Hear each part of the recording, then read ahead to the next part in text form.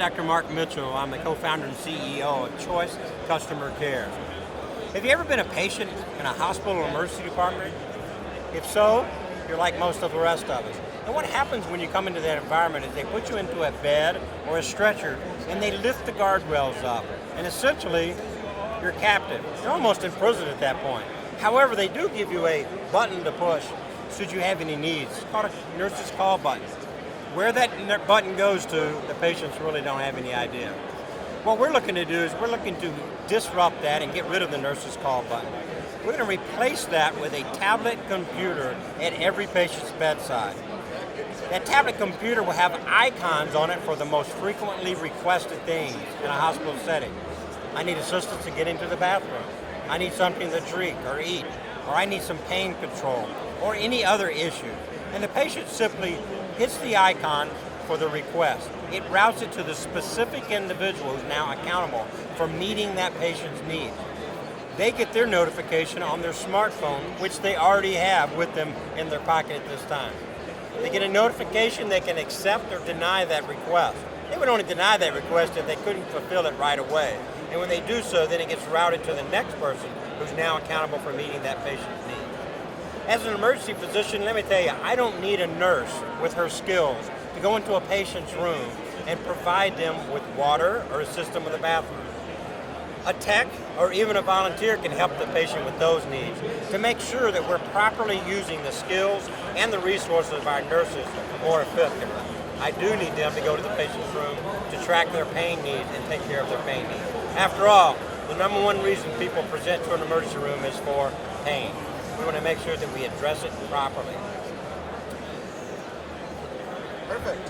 So, what are your greatest growth challenges?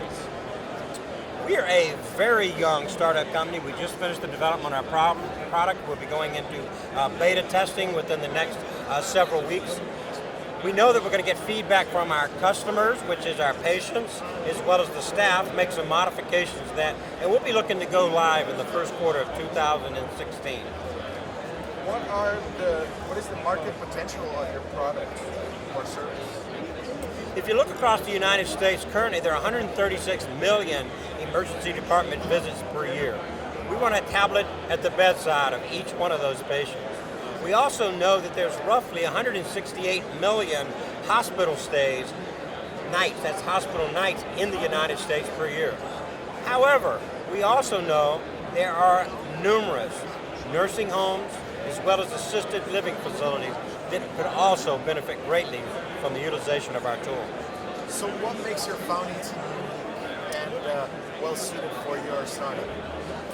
Our founding team is unique because we've got people with, number one, most of us are connected because we're family. My wife, who's our CFO, hello. Laura, she's a CPA. Our daughter, Alicia, working as our CIO. She's got a degree in computer game design.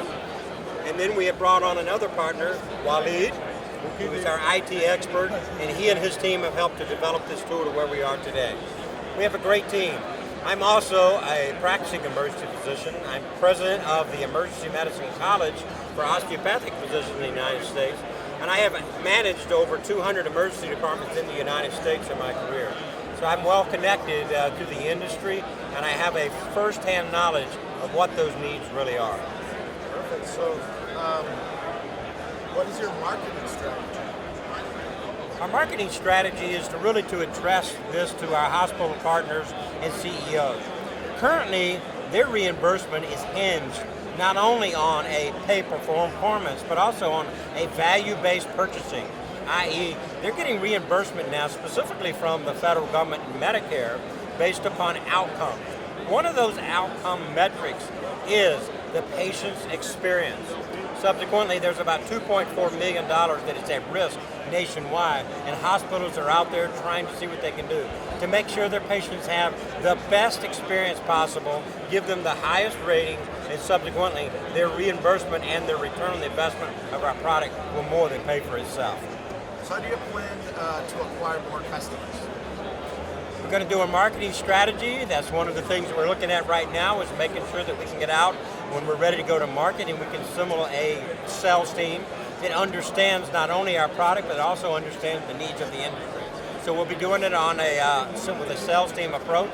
And also I look to be making some visits to Nashville, which is where many of these hospital companies are headquartered out, and making sure they have a first-hand knowledge as well of what we're trying to do to assist them in delivering high quality, compassionate care to their patients.